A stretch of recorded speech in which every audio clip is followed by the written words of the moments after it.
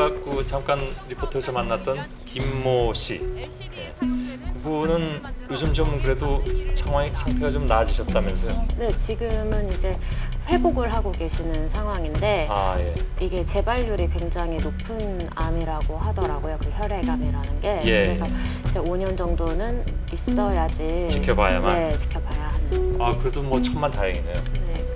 예.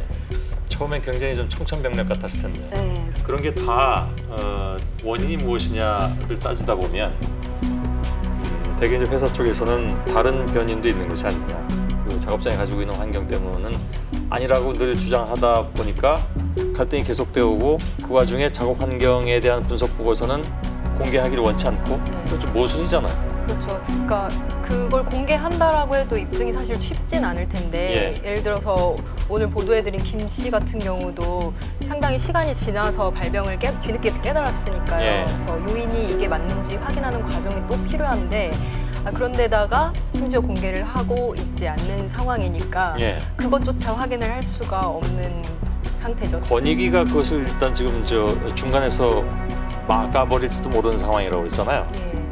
이럴 때도 권익위가 이제 작동을 하는군요. 근데 권익위를 하면 누구의 권익을 생각하는가가 우선 좀 궁금해지잖아요. 이런 상황에서는. 삼성 디스플레이가 본인의 권익을 침해당했다라고 생각했는지 삼성 디스플레이 법인명으로 신청을 했다고 해요. 법인명으로? 이런 것들이 다 이렇게 궁금했어요. 사실은 이제 리포트 보면서 궁금했는데 리포트에 이 많은 걸 다 담아내기는 좀 어려울 때가 많이 있어서 좀 아쉬울 때가 있죠. 아니요. 그건 그 김지아 기자가 노력하는 것과 별개로 시간의 제약이 좀 있어가지고 그런 좀 한계가 좀 있잖아요. 그래서 이제 소셜 라이브가 더 필요한 것일 수도 있겠죠. 그렇죠, 안 나게 하니까. 네, 맞습니다.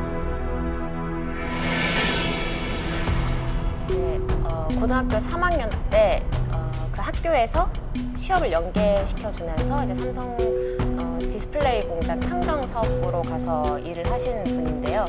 그분께서는 이제 그러니까 고등학교 3학년 때 입사를 하셔서 그 접착제를 만드는 일을 하셨어요. 접착제를 씻어내는데 아세톤이 일단 들어가고요. 이만한 크기의 수조에 약 한 뼘 정도를 담아서 계속 이렇게 손으로 병을 옮기는 작업을 하면서 접착제를 씻어낸다고 하더라고요.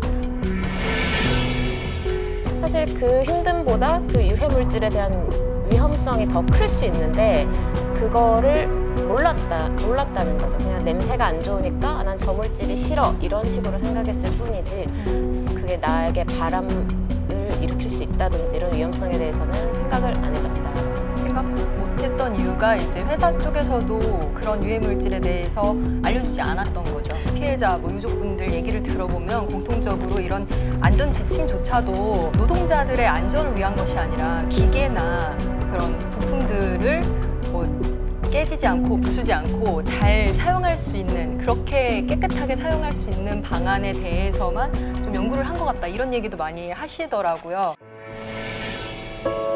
법원이 이미 이 정보공개, 이 보고서를 공개를 하라고 판결을 했습니다.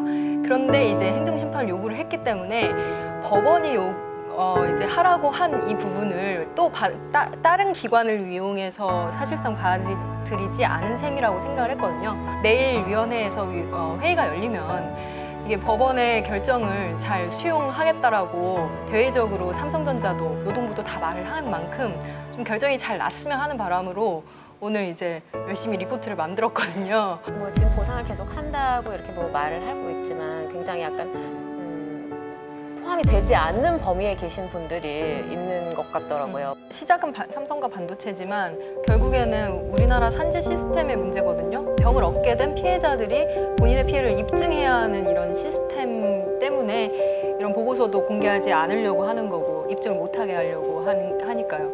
그러니까 이런 전체적인 시스템이 좀 이번 기회에 많이 바뀌었으면 하는 바람으로 그런 부분